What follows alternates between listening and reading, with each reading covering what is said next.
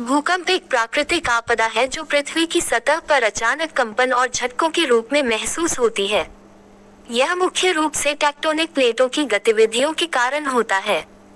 भूकंप से न केवल जान माल की हानि होती है, बल्कि यह पर्यावरण और अर्थव्यवस्था पर भी गंभीर प्रभाव डालता है।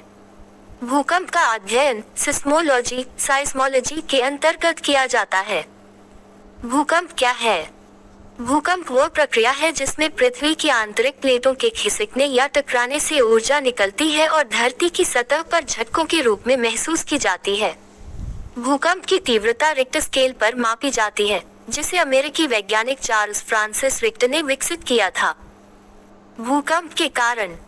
भूकंप कई कारणों से आ सकते हैं, जिनमें मुख्यतः निम्नलिखित शामिल हैं। टेक्टोनिक प्लेटों की हलचल। पृथ्वी की ऊपरी सतह टेक्टोनिक प्लेटों से बनी होती है। जब ये प्लेटें आपस में टकराती हैं, अलग होती हैं, या एक दूसरे के ऊपर सरकती हैं, तो भूकंप आता है। ज्वालामुखी विस्फोट। जब ज्वालामुखी फटता है तो उसमें से निकलने वाली मैग्मा और गैसें भूकंप का कारण बन सकती हैं।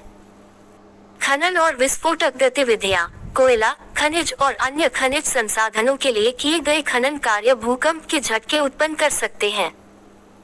भूस्खलन और बांधों का निर्माण। बड़े बांधों के निर्माण से भूमि पर असमान दबाव पड़ता है, जिससे भूकंप आ सकता है। भूकंप की तीव्रता और मापन। भूकंप की तीव्रता को मापने के लिए मुख्यतः दो पैमानों का उपयोग किया जाता है। रिक्टर स्केल ये भूकंप की तीव्रता को 1 से 9+ के बीच मापता है।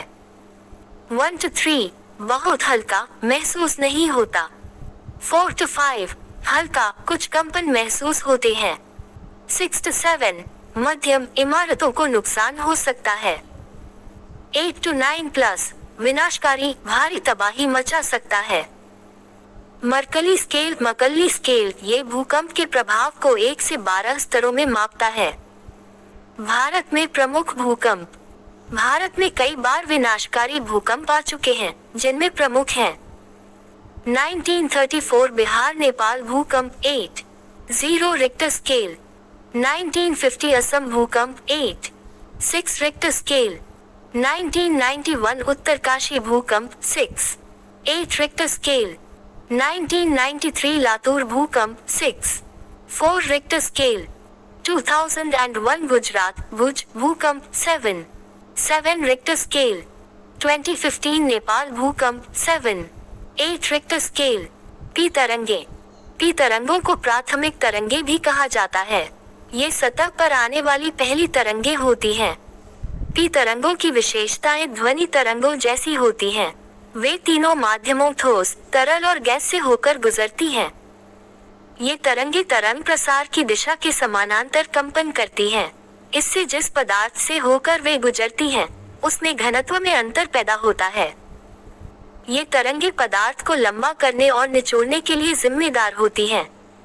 एस तरंगे भूकंप आने के कुछ समय बाद आती हैं और उन्हें द्वितीयक तरंगे कहा जाता है।